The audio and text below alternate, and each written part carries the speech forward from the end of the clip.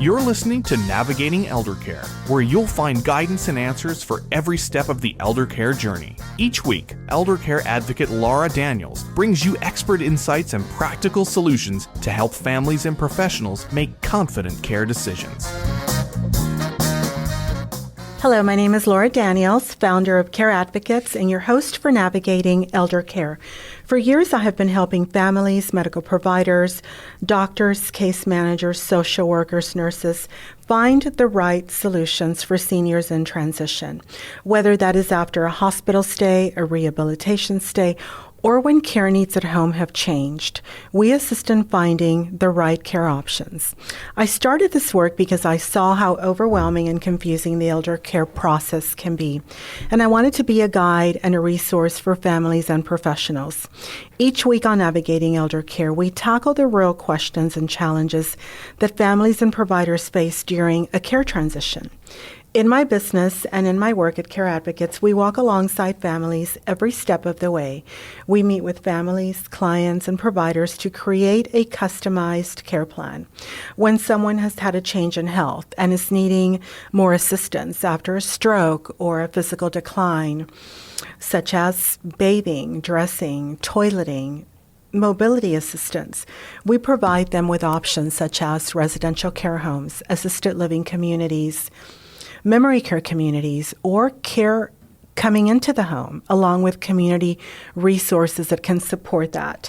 We advocate, guide, and educate throughout the entire process of us working with you, the client, your loved one, and your family.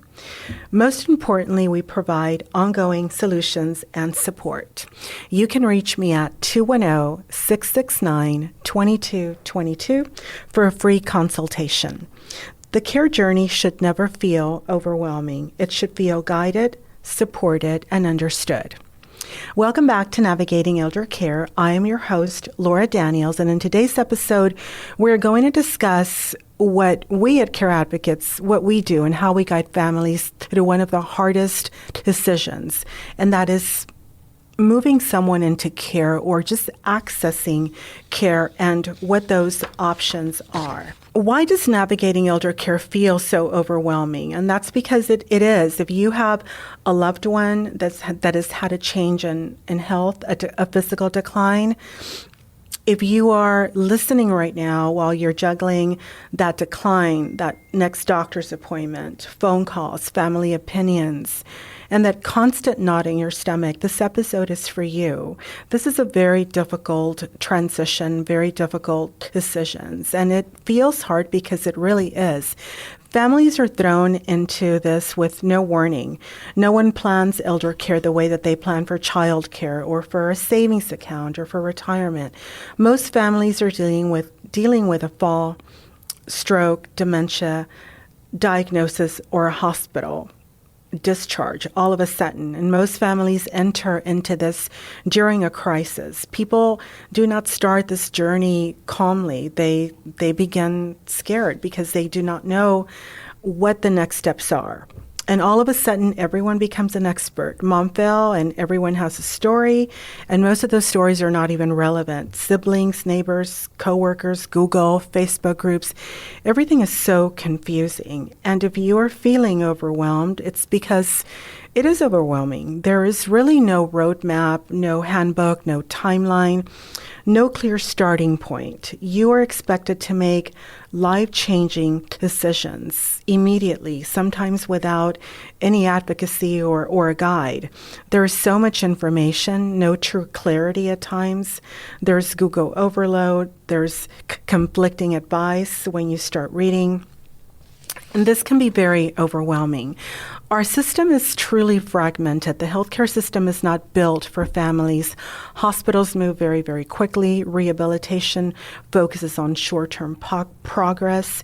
Everyone is short-staffed and with very little time to explain every detail.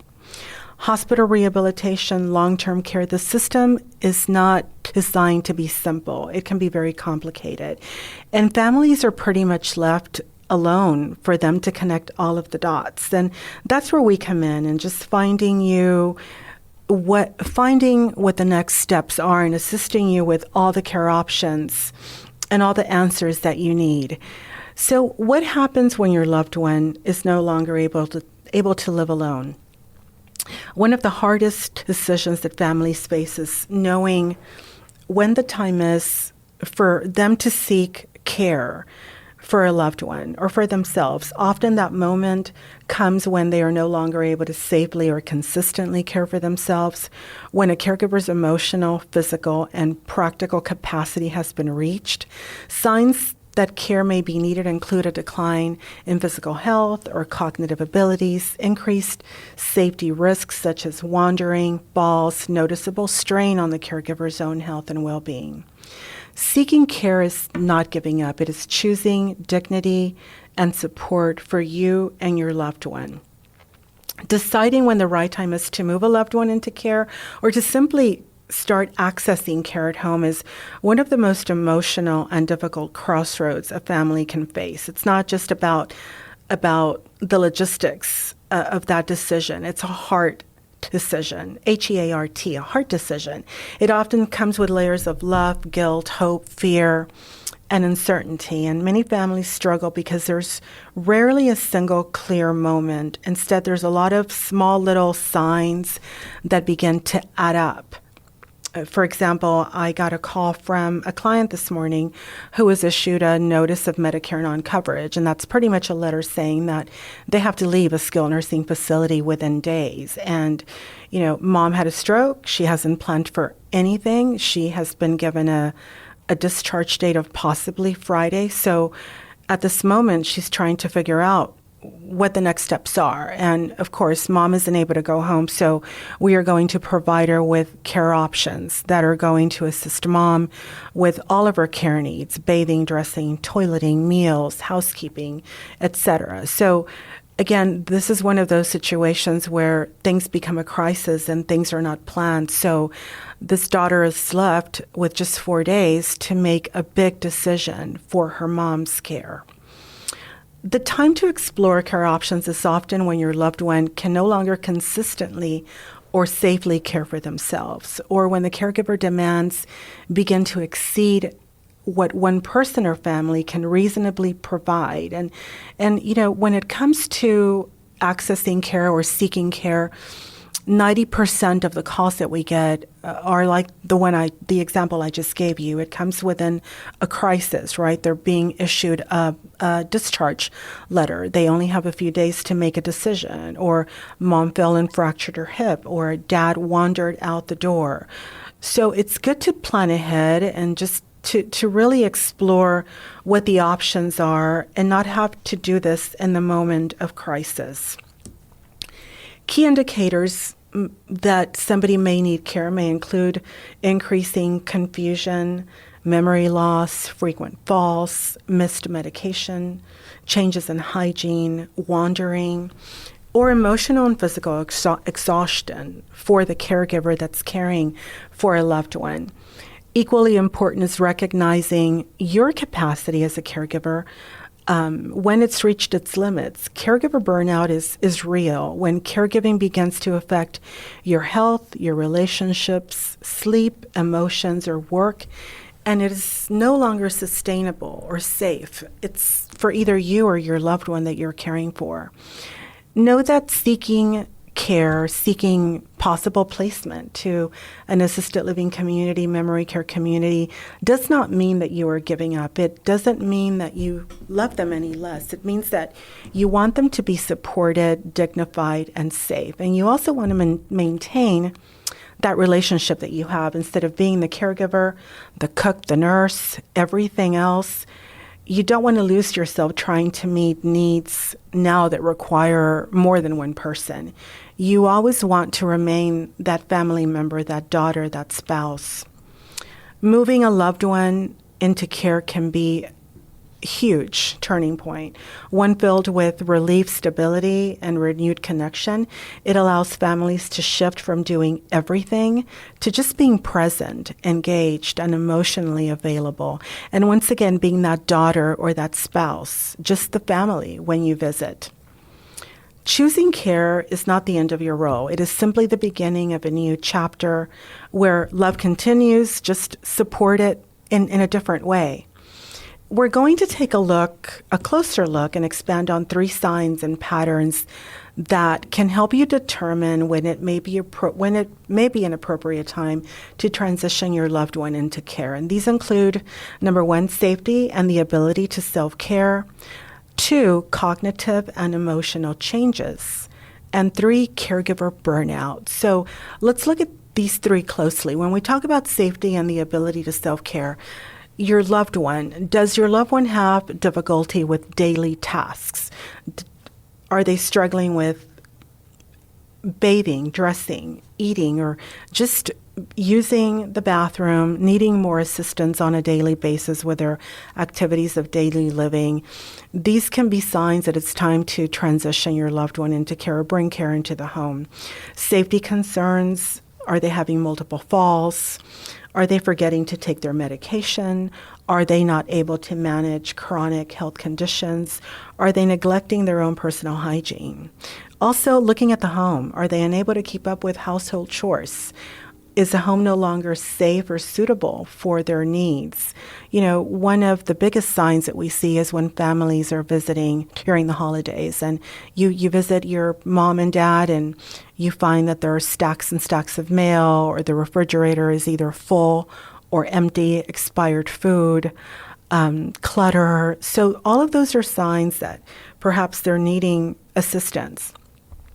Another one is cognitive and emotional changes. So we've talked about safety and the ability to self-care. Now let's go into cognitive and emotional changes. When we talk about that, we're talking about memory loss and confusion. Are they experiencing confusion about time, place, or other people, which can lead to missed meals, missed appointments, forgetting to take their medication, forgetting to hydrate? You also see social withdrawal with this. Are they losing interest in hobbies, friends? Are they becoming more isolated, more depressed? Changes in behavior. Are they experiencing mood swings or changes in behavior, particularly if you have seen a progressive condition like dementia? Is that getting worse? The third, and probably the most important one, is a caregiver burnout. Your own well-being. If you are experiencing severe burnout, stress, fatigue, that can make it difficult to provide consistent quality care. How do you care for someone when you are not able to truly care for yourself?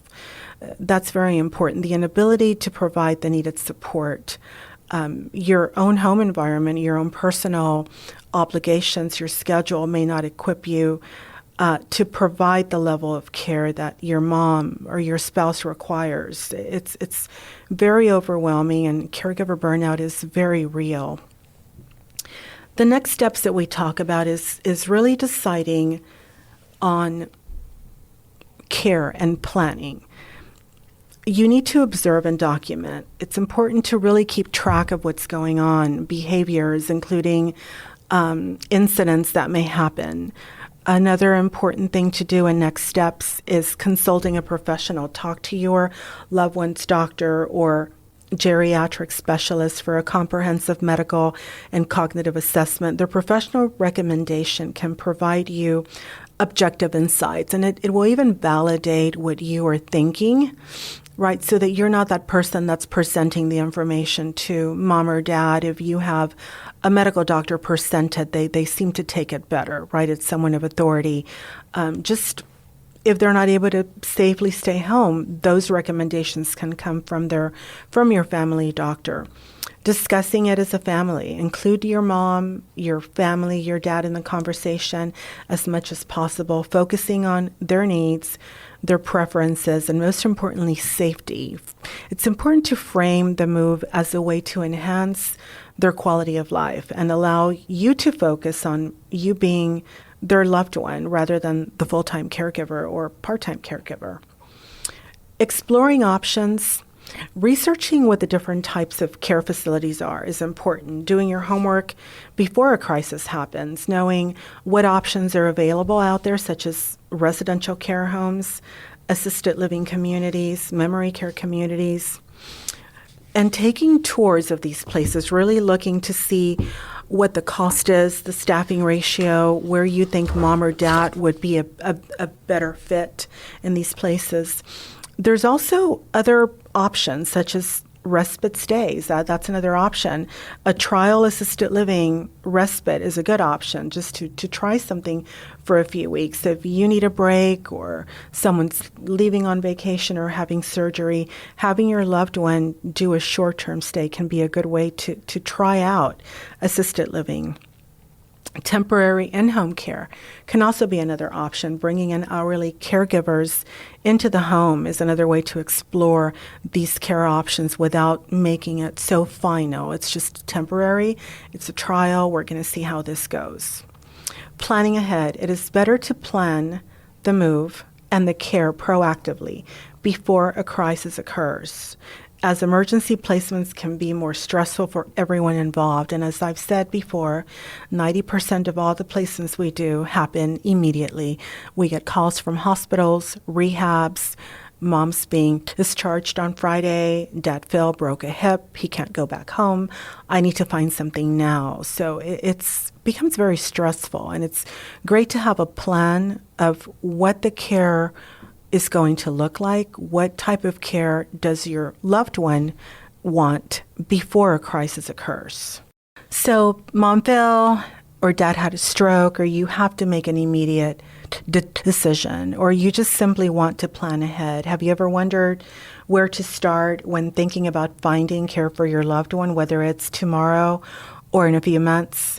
When thinking about care options, you can always call me. My number is 210-669-2222. I am a national certified placement agent. I'm a registered nurse. I've been a nurse in the geriatric space for over 32 years. I can help you walk through every step that you will need in finding care options, whether it's tomorrow or planning ahead a year from now. I will walk you through what our referral process looks like next, and how we help families, and why no one should ever have to navigate senior care alone, especially during a crisis or in any situation. There's over 100 options out there, and just in San Antonio alone, and finding the right care option is very different it's very unique for every individual. It's based on budget, location, care needs, unique situation. There's so many preferences. We take all of that into consideration. So many families come to us overwhelmed and unsure of what to do after a hospital stay, a fall, or a diagnosis. Sometimes they have a day or a few days or even hours to plan what is next regarding care. Our job is to guide them through every step, from understanding the care needs to identifying what their budget is and location preferences, to looking at all these care options, going with them to tour all of the care options that we provide to them, and finally helping them transition safely into the right environment. And again, that can be care outside of the home, such as a residential care home, an assisted living community, memory care community, or it can be bringing trusted resources into the home, such as in-home care, physical therapy, occupational therapy, mental health. We can bring in visiting practitioners, hospice, caregivers into the home. Know that our services are at no cost to families. You can call us. We can go meet you at bedside, do a free consultation, go over all the options. We can provide you with many Medicare covered resources as well. So when we talk about information, you deserve clear information and someone who will walk beside you through every step of your care transition. Have you ever wondered where to start when thinking about care for your loved one? Navigating senior care is very complex and emotional. It's a huge decision. Most families do not know the difference between what an assisted living community is versus memory care versus skilled nursing, residential care home. They do not know what home care is versus home health versus hospice. It's all very confusing. Families are often overwhelmed, exhausted, or in a crisis. And what we do is we eliminate that confusion by providing clarity, options, education, support, advocacy. We give you all of the information to make the right decisions for your loved one. Most families do not plan for this stage of life. It often happens gradually and then all at once. When that moment arrives, it can feel overwhelming. And there are emotions, questions, fears, and the weight of wanting to make the very best decision for your loved one or your spouse. That's where we come in to assist you. We understand the care system. We know the available options. We know the emotional weight behind making these decisions. Families need to feel supported. We are a team of nurses, social workers, certified dementia practitioners. We are national placement specialists. But beyond our titles, we are people who have walked this journey with hundreds and thousands of families, and in many cases, and I can say this, our own families.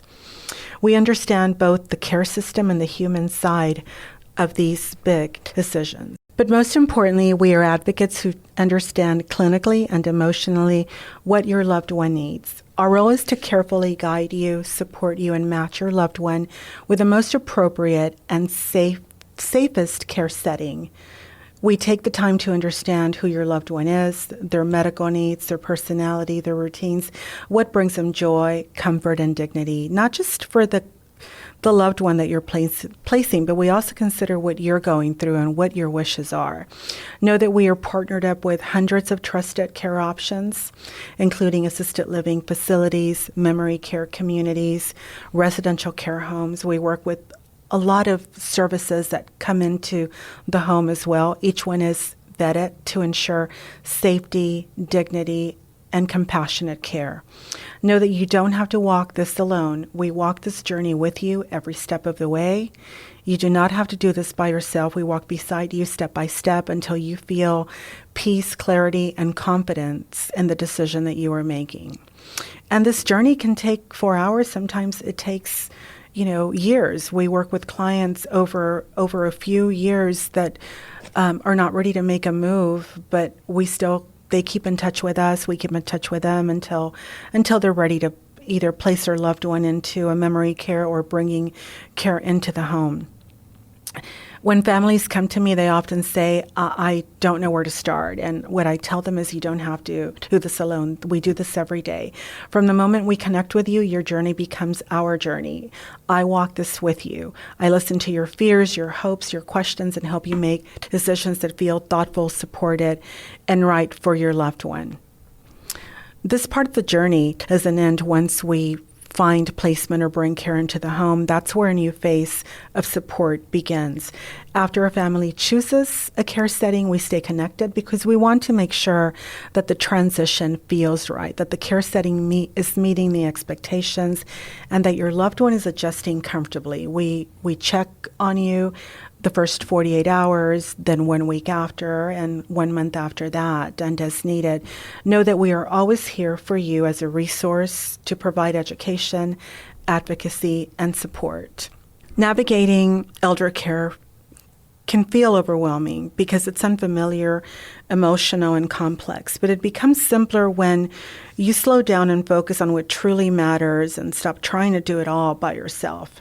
Give us a call. We can help you with these hard decisions and all of the care options out there that can be so confusing and overwhelming. When your loved one has real care needs, the solution is not doing more. It is doing what is sustainable, safe, and respectful. And you are allowed to choose help and to get assistance to be able to make these hard next steps, hard decisions. If you or someone you know is feeling overwhelmed and needs support in finding care for your loved one, you can reach me directly or call Care Advocates at 210-669-2222. I thank you for joining me on Navigating Elder Care, where we bring guidance and answers to every step of the elder care journey. If you are a family member, hospital case manager, or healthcare provider, and you know someone facing a change in health or planning for a future care need, Care Advocates is here to help you find the right care at the right time, whether it is assisted living, memory care, or bringing trusted resources into your home. We walk alongside you every step of the way. Our commitment is simple: care, compassion, lifetime support. For a free consultation, call me at 210-669-2222. Be sure to subscribe, like, and share our podcast, and visit us at advocatern.com for helpful resources. You can listen to past episodes on YouTube or listen on your favorite podcast application. You can also listen to us here every Sunday at 8:30 on 9:30 a.m. The Answer. I am Laura Daniels, and this has been Navigating Eldercare, where we help you find the right care at the right time for the people that matter the most. Thank you for listening. This has been Navigating Eldercare with Laura Daniels, providing guidance and answers for every step of the eldercare journey. For a free consultation, call 210-669-2222 or email laura@advocatern.com. Catch every episode on 9:30 a.m. The Answer, YouTube, your favorite podcast app, or at advocatern.com.